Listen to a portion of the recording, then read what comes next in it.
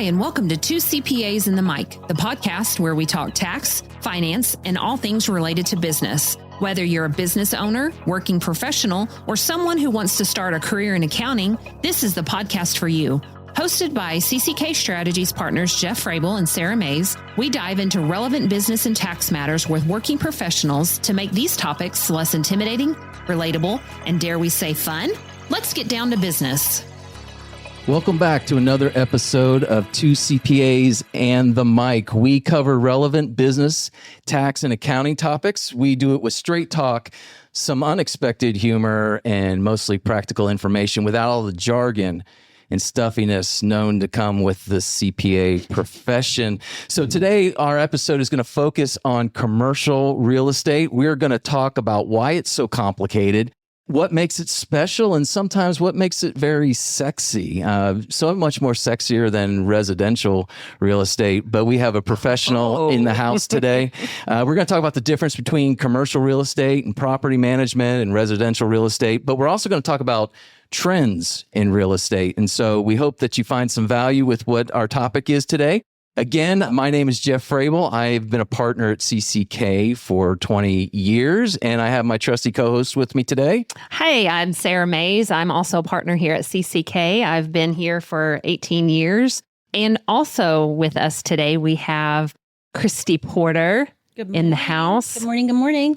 Our trusted internal on-the-air producer. She keeps us on the straight and narrow, making sure that everything that we say is on brand, goes on brand, and is in line for our listeners. But we're very excited today to have one of our friends, I would say, Matt Mardis with Payne and Associates. Matt, we've known each other for many, many years. One of the things that I'm a huge believer in divine appointments and God connecting the dots.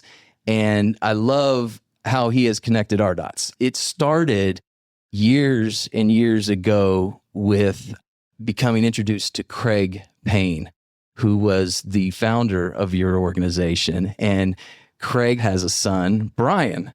And Brian's much younger than I am, but I got to know Brian through his dad. And then we got to know you. And now we are business partners in some ventures, and we sit side by side at the ORU basketball game. I didn't know that. Yeah, Awesome. he sits side by side. He never shows up, but he's always too busy. Hey, also, can I interject?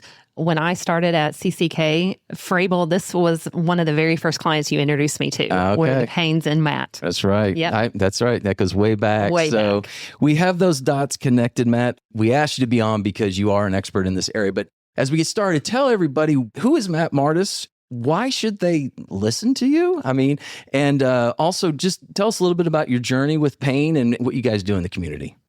Sure. Happy to be here with you all. And CCK's been a great partner for us for a long time, I think going on almost 20 years. So wow. I'm a commercial real estate broker, developer, principal with Payne and Associates, father of four. And I started in the industry as a broker with, as you mentioned, Craig Payne, and he founded the firm. And Brian Payne and I played college basketball together. So that's what brought me I didn't know that to we're at Campbell University in North Carolina. Okay.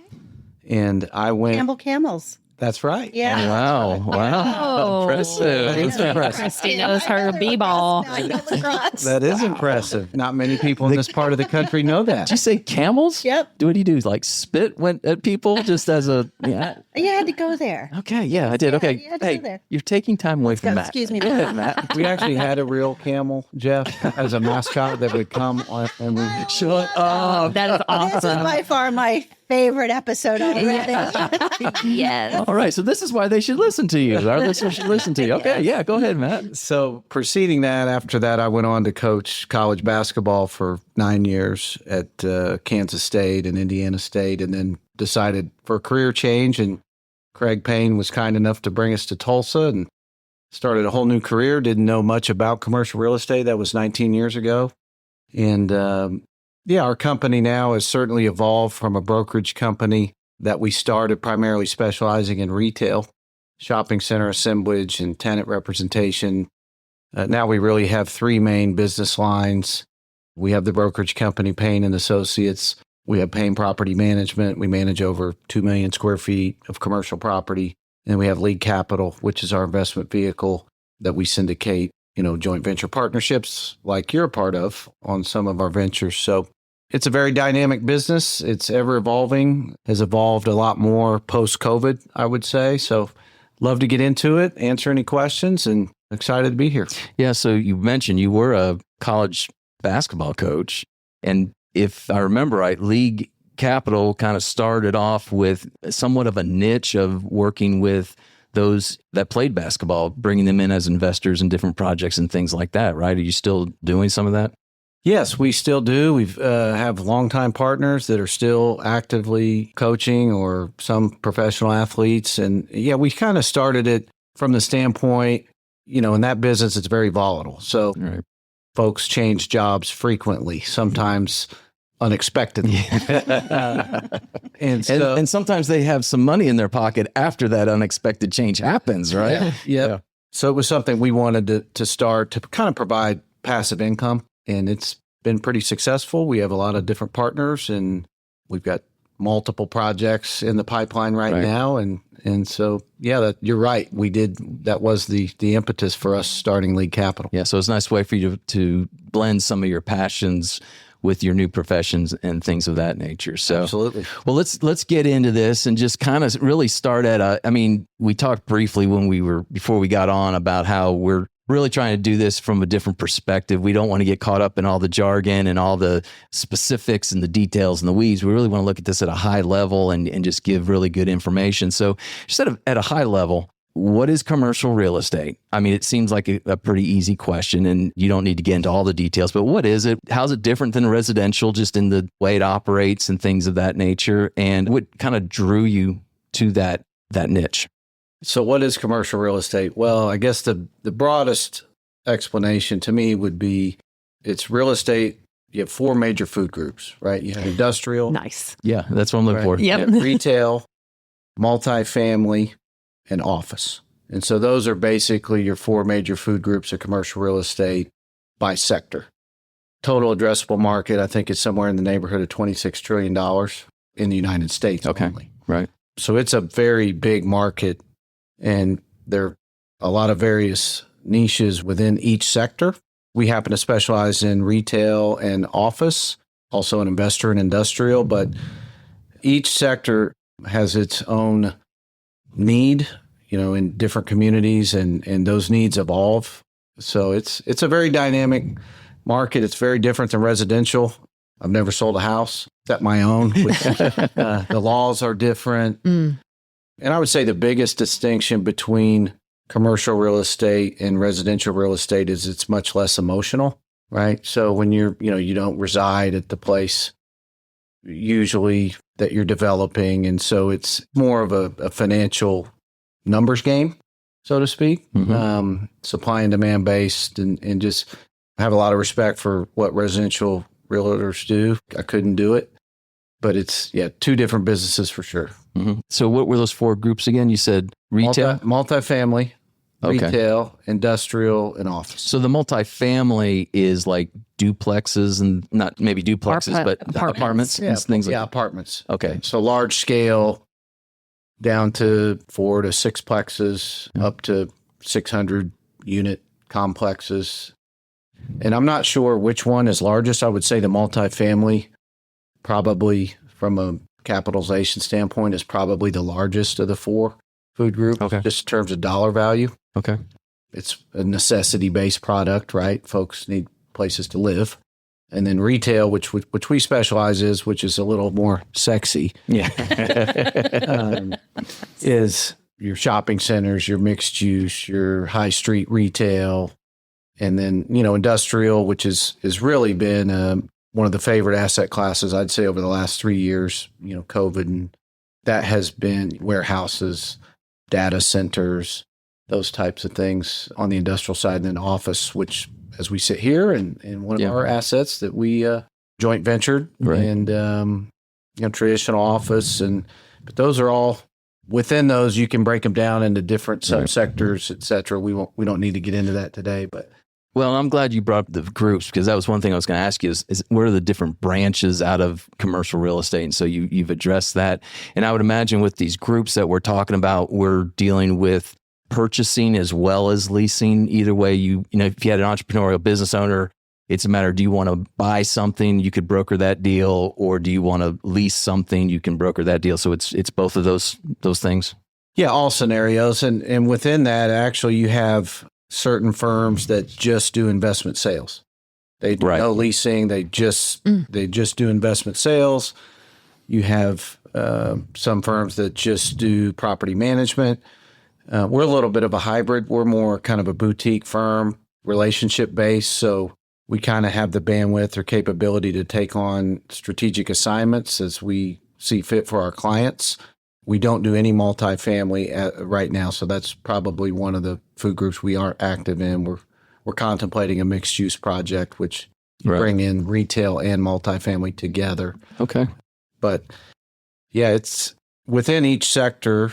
You know, you have brokers that just do industrial, and it's really hard to be an expert in everything. So our team, we each have our own individual specialty, and similar to tax, I would imagine, to where you have international tax specialists at CCK, or you have certain specialists here within your firm that deal with different kinds of businesses, oil and gas, or so very similar in commercial real estate. Jeff, So can I ask a question? you go for it. A lot of times in economic development, you can kind of read a community or a region by commercial real estate. And each region has its own desire, its appetite. I lived in a market where it was impossible. Everyone needed 5,000 square feet. They needed a truck bay, and it was just hard. It was because of the industry clusters that were really driving the economy. What is it in Tulsa? What is it specifically that's driving that right now? Because we're not manufacturing is big, but I don't see us being massive distribution hubs either.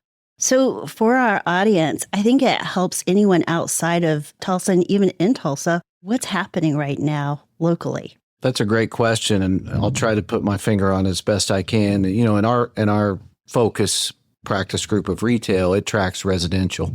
So I track those stats pretty closely. Yeah, because it's followed by retail and rooftops. You got right. it. So this is the first time, 2024, in 25 years, I think, that Oklahoma had net immigration from Texas and California.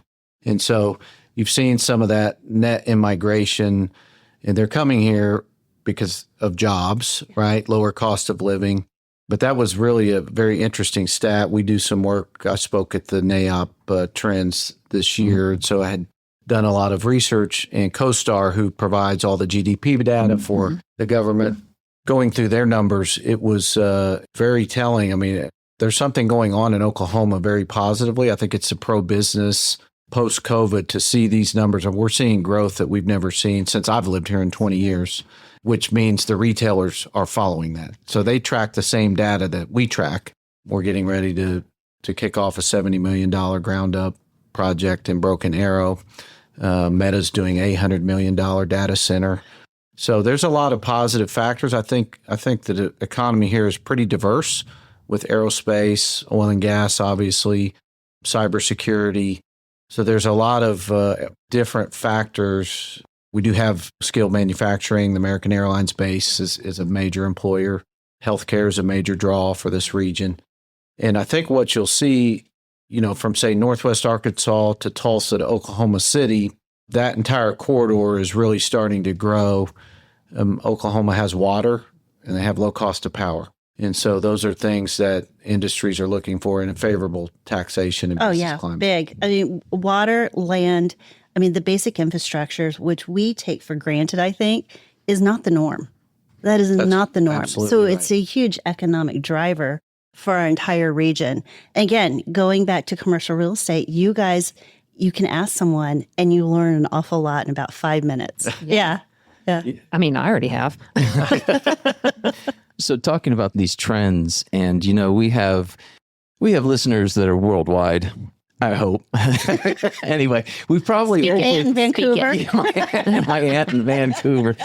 Matt, we have tens of listeners, I think, and they all are part of CCK. But For those that are outside of Oklahoma, I mean, sometime we probably ought to talk about this because we live in a bubble in Oklahoma. We're pretty isolated. It takes things a while to get to us, whether they're on the left or west coast or east or west coast. So what are some things going on like nationally that you're hearing in your profession that are not necessarily in Oklahoma, but things that are being experienced in other sections of the nation? I think the trend nationally is to densify, right? You're having to go vertical because of the cost of capital. So the development cycle, if you just take it, it doesn't really matter what sector, is probably down 60% over the last 2 years. Mm-hmm. So when the cost of capital essentially doubled, right, with the interest rates, that basically pressed a pause on the development cycle. And so you're having to get more efficient with your projects. You know, you saw probably 37% inflation in the cost of goods that go into a project, you know, post-COVID over a 3-year period. And so when you have 37% inflation and the cost of capital doubled, well, eventually you're going to have to see rising rents. And so I think the rents are finally starting to catch up. But that's certainly a trend is, you know, it was a lot less challenging when interest rates were where they were to put a project together. But this year, I think you'll start to see some additional projects come online. And a big trend is readjustment of square footage. So it doesn't matter if it's in the office sector, you'll see if you had a 40,000 square foot footprint, you may be going to a Class A building in 24,000 square feet. So what does that mean? So if you had a full floor that was 40,000, so it means your offices get smaller. Oh, okay. All right. There you go. Thank you. Well, you also used a term there, Class A. Talk just a little bit about what Class A is compared to Class B or C. Yes. So particularly in office, in the Class A, B, C acronym kind of applies to every food group, but we'll just use office as an example because it's Class A would mean upgraded finishes. So it's like pristine, like the best of the best? Amenities? The amenity package or the location. Do they reinvest in the property? Does it have certain things that you look for? And then, you know, industrial, they might have Class A defined as what is the material that it's made by? Is it close to rail? How new is the product? And it's a little bit subjective, you know, and the market kind of dictates that. But you've seen a flight to quality, especially in the office sector, into Class A over the last, you know, since COVID. Efficiency matters, right? You know, a lot of the Class A buildings, and for instance, when we acquired Geophysical, we upgraded all the parking lot lighting, all of the common areas, all the restrooms, but those are ongoing upgrades that you have to make into your property. So it's a little subjective, but you can definitely tell the difference between a Class A and a Class C. Is there a difference between efficiency and sustainability? I think those go hand in hand. Okay. Yeah, I think in order to be more sustainable, you need to be more efficient. And so we have 20 employees on the property management side, and some of our key employees are our building engineers who are, you know, they have different classes of building engineers, but when you start to get into boiler chiller and when to bring the building temp up, et cetera, and solar and all of those things, I think you'll start to see that become more popular in Oklahoma. It hasn't really taken off yet because our cost of electricity is fairly low relative to the rest of the country, but I think you'll start to see more sustainability get interwoven into projects in Oklahoma. Great question. When you were talking about the classes being somewhat subjective, the comment I was going to make is we've all walked into those office buildings where you get in the elevator and it smells just musty, or I would assume those are Class C. You just go, how old is this place? Right. Yeah, I could see the subjectivity to that comes into play as well. But Matt, I want to get into something here because I want to get into a little bit of detail. One of the things I know and respect about you guys is what I'm calling the art of the deal. You have this talent, ability, niche, whatever you want to call it, to see what something could be, put that all together, get investors, and get it done. So, for example, our office building, you mentioned Geophysical. This one building had been around for years. They added a second building. After a number of years of being in this building, it went up for sale. The campus went up for sale, and we ended up purchasing it as a tenant group. But you were involved in some pretty big deals. And so talk a little bit about how that starts to get initiated. What do you go through? I know you mentioned there's a big deal that you just closed a week or so ago, $70 million deal. That doesn't happen overnight. I was going to say, what's the longevity? So just kind of walk us through what that. And what's your patience level? And risk level and all that kind of, I mean, that's the part I really respect. So just kind of talk a little bit about that process. Oh, that's interesting process. Yeah, it's that particular project has taken 5 years, kind of from the idea, and it's not even built yet, right? It'll take another 14 months to actually physically construct it. And our partner, Parks Development Group out of Nashville, they do a great job of that. But for us, and this goes back to Craig Payne, honestly, it starts with the land, the site, right? And so if you don't have the proper site or location or market presence within the market, the rest of it to us is kind of irrelevant. Let me just jump in here real quick if I can, because you brought up Craig. And correct me if I'm wrong in any of this, but this is what my understanding is. And this won't mean a lot to people outside of Tulsa, but anybody inside Tulsa knows Tulsa Hills. Craig did not develop Tulsa Hills, but he was part of that development, right? Correct. And he was more instrumental in developing. There was a section south of Tulsa Hills that is kind of part of Tulsa Hills. Right. That he was, I mean, South of 81st. Yeah, that was the part that he really got involved in, really, is my understanding. Yeah, well, he had really assembled the entire 100 acres. That was the first project I worked on when I came to town. Yeah. And so, yeah, that was a phenomenal project. I think the market didn't understand what was west of the river. And so it's all about the land, is what you're saying. And it really, if you take this asset and where we sit, we're not out there looking to acquire office buildings. That is not. But when this property came to market, the intersection and the land that sits beneath this site is kind of irreplaceable in this market, right? And so that's where we start. And a lot of times in the retail world, you identify trends. And in the last project, we have a lot of software that we use. We have AI software that tracks cell phone data and customer habits. We track demographics. And so you have to be able to understand that data and then kind of project out what you think the opportunity could be. If you take this Tulsa Premium Outlets, for instance, that was a $180 million project. So Simon hired us to represent them on where to put it. That took 10 years.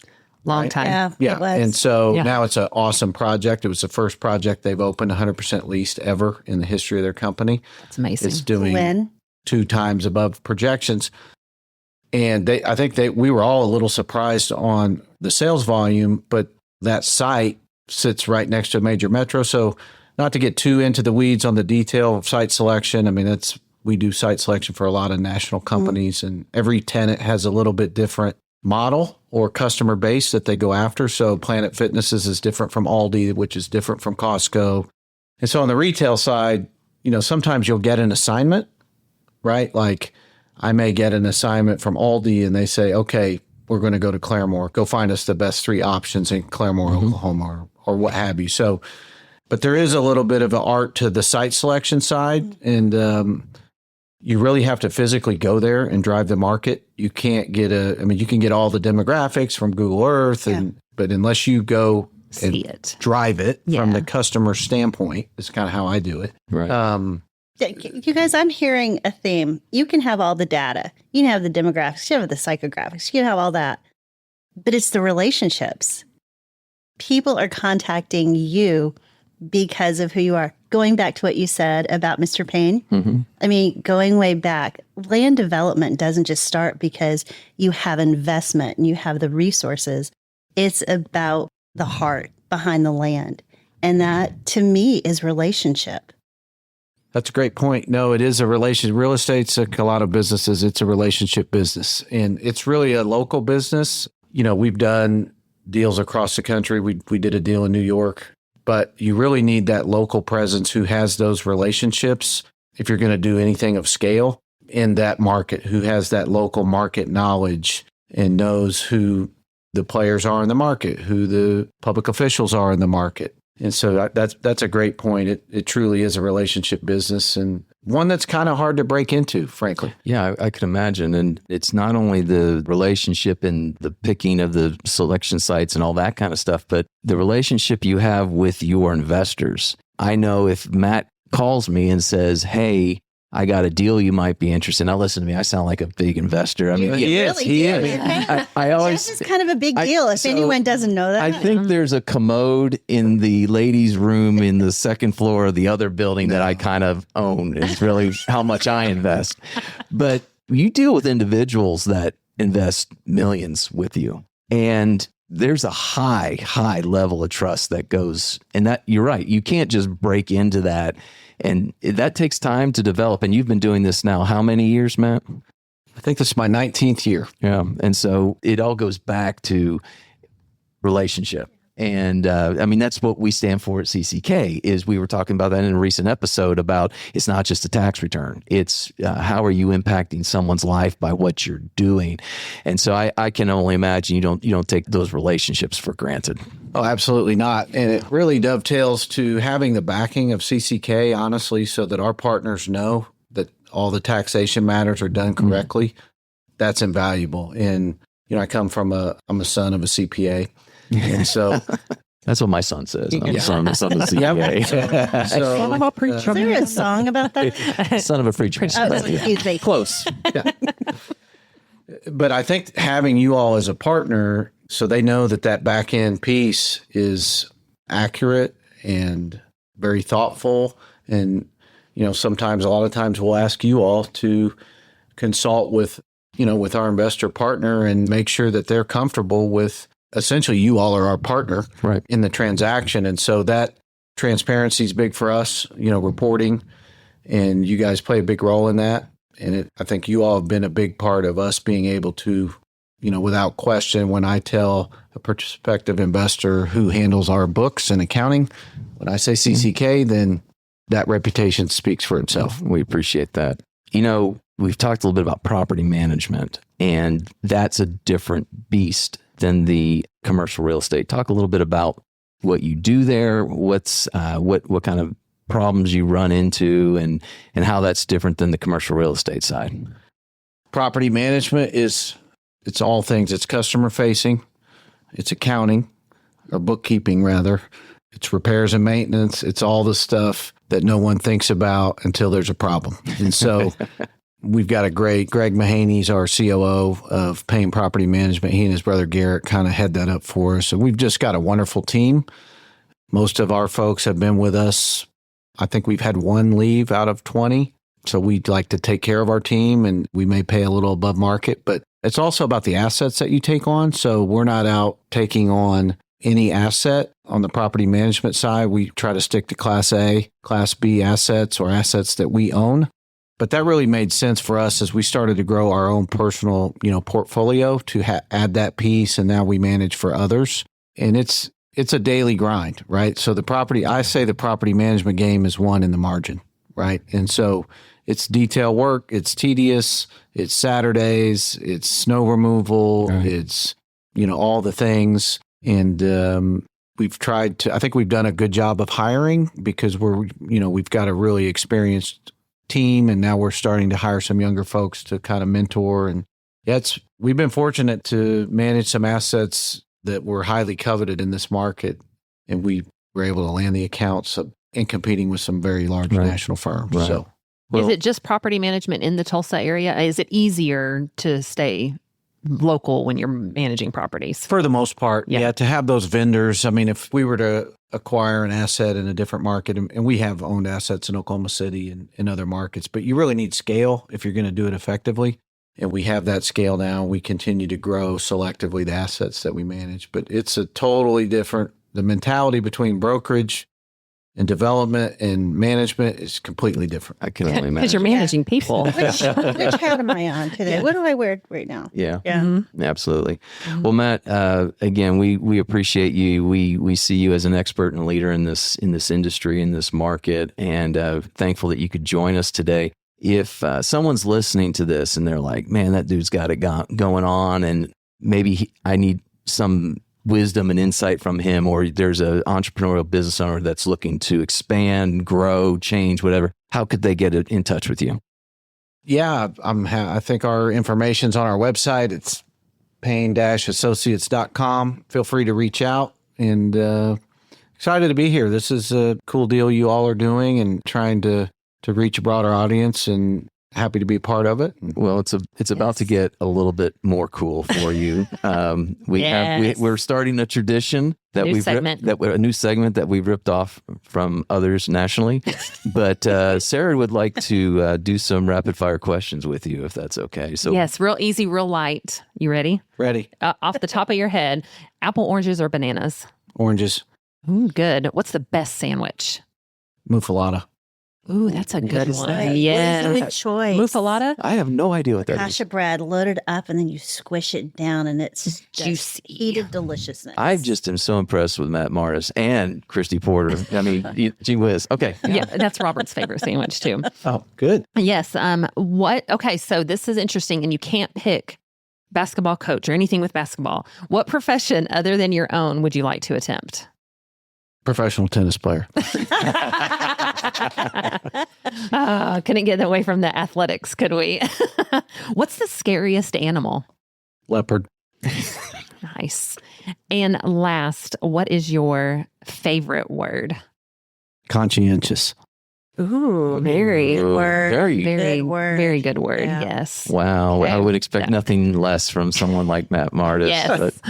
But, again, Matt, thank you for joining us today. For our listeners, whether you're an entrepreneurial business owner or just someone in the industry, we hope that you had some takeaways today from what Matt was talking about. I know I learned a lot. I think you did a really great job at keeping it at a pretty high level and giving us insight. I mean, we all drive around. We see these buildings, we see development, we see retail, we see all these things, but there is a relationship behind that. And there is a very smart group of individuals that have put that, and a lot of times put financial well-being on the line to make that happen. Yeah. Every time. Yes. And we just need to when you walk into the Costco, you need to understand that there's a lot of risk. So much went into it. Yeah, so much went into it. And so I think this has been great to hear all that. And for our listeners, if you want to connect with us, we would love to hear from you. If you have any questions, any comments, the bad ones go to Sara. I get the good ones. But if you want to reach out and connect with us, do so at podcast@cckcpa.com. That's podcast@cckcpa.com. As far as our thank yous, Sara, do you want to cover the thank yous? Yes. Thank you so much to CCK Strategies, our sponsors, for just putting it all out there for us and letting us take the time to do the fun stuff for us. Thank you to Christy Porter for keeping it real, keeping us on the straight and narrow. Thank you to my husband, Robert, for doing all of the music. Thank you to Clarence with Tulsa Internet Marketing Services. Thank you so much for just doing all of the background stuff for us. It's amazing. And last but not least, thank you to Natalie Renfro for getting us out there and getting us into the world. So we thank you for that. And join us next time as we are two CPAs together, and you're going to find out who's next on the mic. The information provided on this podcast is for general informational and educational purposes only and does not constitute accounting, tax, legal, or financial advice.